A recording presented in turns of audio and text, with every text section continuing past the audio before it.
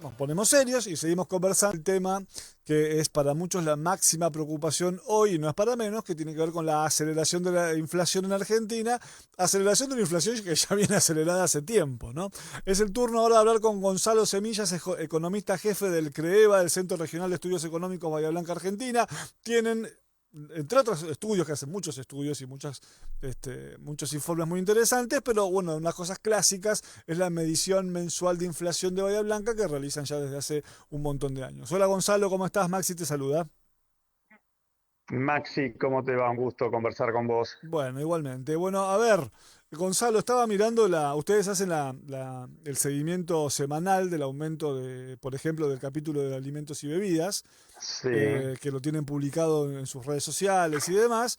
Y me quedé con ganas de ver la cuarta semana de marzo, porque imagino que habrá tenido alguna aceleración o no sé qué. Vos me dirás, ¿cómo viene marzo, Gonzalo? mirá, marzo obviamente no está muy alejado de febrero. Además, durante el mes estuvimos, digamos, muy atentos todo el mundo por el conflicto bélico, que empezó la guerra sobre los últimos días de febrero. Los grandes aumentos de precios de los commodities cereales a nivel internacional se dieron durante marzo y ahí empezó el revuelo de cuánto incorporábamos de inflación internacional, además de la propia. Y tal como decís vos, nosotros medimos semana a semana, se le llama precios de alta frecuencia del capítulo más importante que es alimentos y bebidas. Nosotros vamos a estar publicando el índice de precios de marzo la semana que viene. De todas formas, lo que podemos decir es que de este capítulo encontramos diferencias con respecto a febrero. Por decir algo, en lo que es cereales y derivados, nosotros observamos digamos, un aumento de precios de lo que es cereales y derivados superior al mes de febrero. Lo mismo vemos en lo que son los azúcar, dulces y cacao, lo que son condimentos, alimentos semi-preparados y alimentos preparados y listos para consumir. Todos esos subrubros están por encima o han tenido aumentos por encima del mes de Que febrero, ya de por sí fue alto. que ya de por sí fue alto, claramente. Y lo que nosotros encontramos como baja sustancial de un mes con respecto a otro, y acá nos va a llamar la atención, es que en enero y febrero tuvimos una incidencia muy fuerte de los alimentos estacionales. Y cuando hablamos de alimentos estacionales, básicamente son alimentos frescos como frutas y verduras. En marzo encontramos gran baja de estos dos subrubros.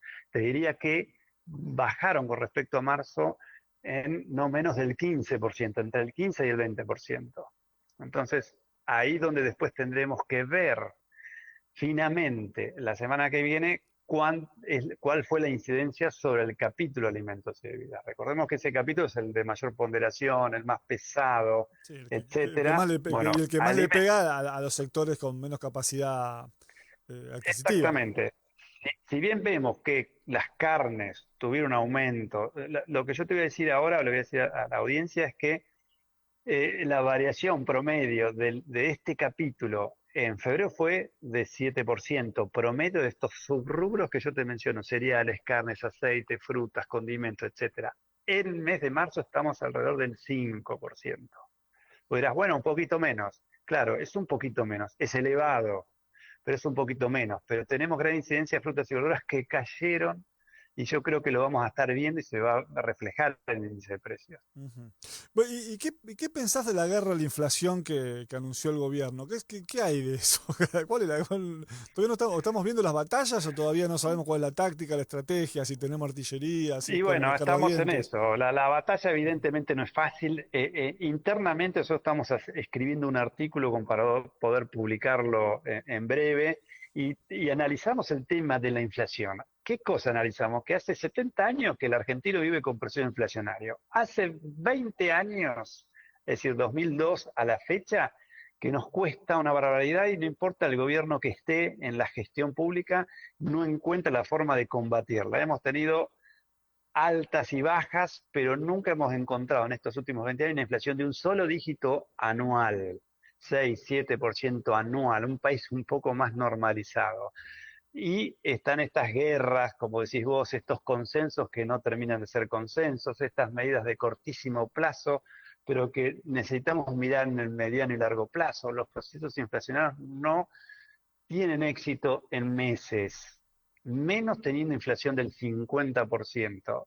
Casos parecidos como el chileno le tomó una década poder dominar la inflación, una década de trabajo, de manejo de tasas de interés, de manejo de emisión monetaria, de manejos del déficit fiscal. Es decir, no es sencillo soplar y hacer botellas para bajar un proceso de inflación, sino lleva años. Y es lo que creo el argentino tiene que ser consciente, y el gobierno, no importa quién esté, tiene que tener planes, que es lo que se le pide, planes a mediano y largo plazo. Digamos, estas medidas son complejas, hay muchos frentes abiertos, uno anuncia una guerra y los formadores de precios se anticipan, por eso la estamos queriendo volver al 10 de marzo, bajando precios que ya fueron subidos antes del anuncio. Bueno, digamos, el terreno está muy pantanoso, lamentablemente, y hay que, digamos, medidas de corto plazo puede dar quizás algún efecto inmediato, pero lo importante es ver más allá